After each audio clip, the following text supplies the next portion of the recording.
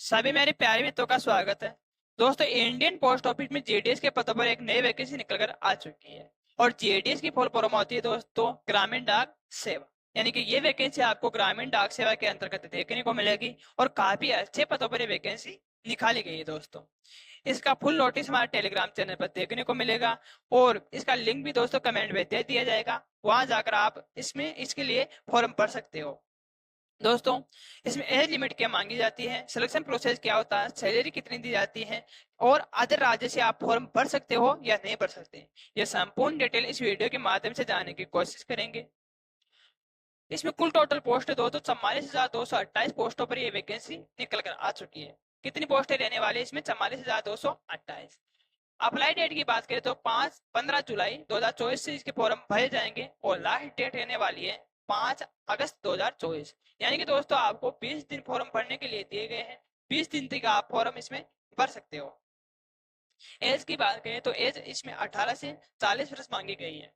18 से 40 वर्ष मांगी गई है दोस्तों और कैटेगरी के अनुसार इसमें छूट दी जाएगी। जैसे ओबीसी और ईडब्ल्यूएस को 3 वर्ष की छूट दी जाएगी और एससी और एसटी को 5 वर्ष की छूट दी जाएगी। आगे डेट ऑफ बर्थ के अनुसार देखी जाए दोस्तों तो 5 अगस्त 1984 से लेकर 5 अगस्त 2006 के बीच में अगर आपकी डेट ऑफ बर्थ है तो आप इसमें फॉर्म भर सकते हो। फीस की बात करें तो जनरल, ओबीसी और ईडब्ल्यूएस इसके लिए 100 रुपये रखी गई है फीस। इसके लिए 100 रुपये फीस रखी गई है और एससी और एसटी और विकलांग है दोस्तों उनके लिए 0 रुपये, यानी कि कोई भी फीस देने की आवश्यकता नहीं है। क्वालिफिकेशन की बात कर लेते हैं तो दोस्तों क्वालिफिकेशन इसमें सिंपल 10वीं पास मांगा गया है। अगर आप 10वीं पास हो तो इस भर्ती के लिए आप फॉर्म भर सकते हो। और साथ ही दोस्तों आपको लोकल लैंग्वेज आना अनिवार्य है।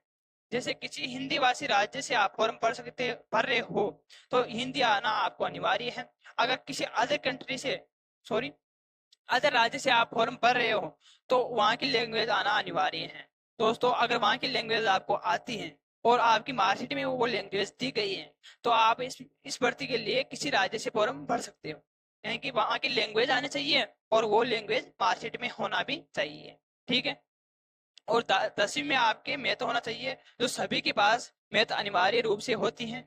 किसी के नहीं होती है। यानी कि जो मैथ और साइंस है वही इसमें फॉर्म भर सकता है 10वीं में।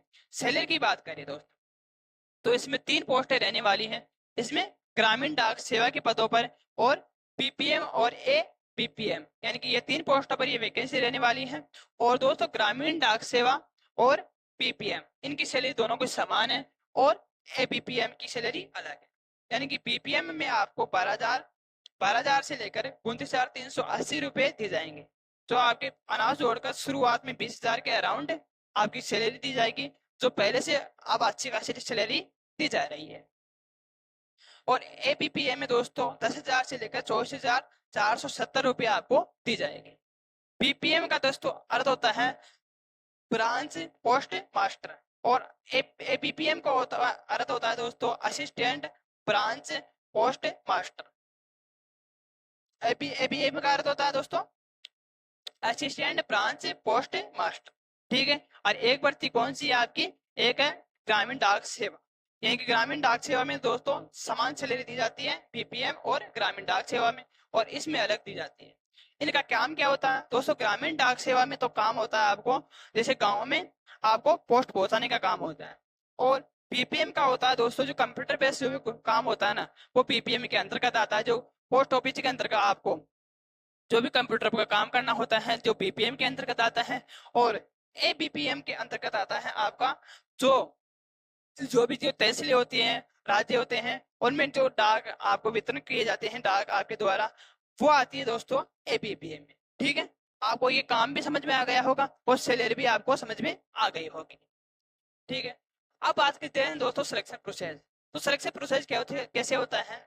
तो इसमें आपकी 10वीं की परसेंटेज की बेस पे आपका सिलेक्शन होगा। आपकी 10वीं की परसेंटेज देखी जाएगी और उसमें मार्क्स के अनुसार आपको डिवाइड किया जाएगा। फिर आपका उसके बाद में होगा आपका डॉक्यूमेंट्स वेरिफिकेशन, फिर होगा आपका मेडिकल और फिर फाइनल लिस्ट निकाली जाएगी।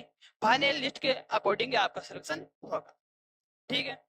अब बात करें दोस्तों कुछ मुख्य हिंदी भाषी राज्य जिनमें कितनी पोस्टें निकल कर आई है दोस्तों, तो उत्तर प्रदेश की बात कर लेते हैं। सबसे ज्यादा पोस्टें उत्तर प्रदेश में दोस्तों।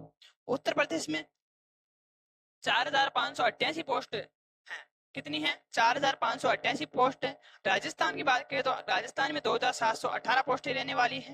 एमपी की बात करें तो एमपी में 4,011 पोस्टें रहने वाली है। दिल्ली की बात करें तो दिल्ली में 22 पोस्टें रहने वाली है। बिहार में दोस्तों 2,558 पोस्ट रहने वाली है।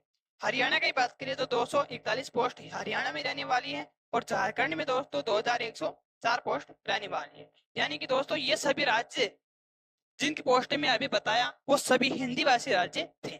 ठीक है, और इनकी लिस्ट भी दोस्तों आपको यहाँ साइड में दिख रही होगी, अन्य राज्यों की जो पोस्टें डिवाइड की गई है। ठीक है, और इसका नोटिस आप ध्यान से पढ़ लेना। अगर फिर भी कोई डाउट रह जाए तो कमेंट के माध्यम से अपने डाउट को क्लियर कर लेना।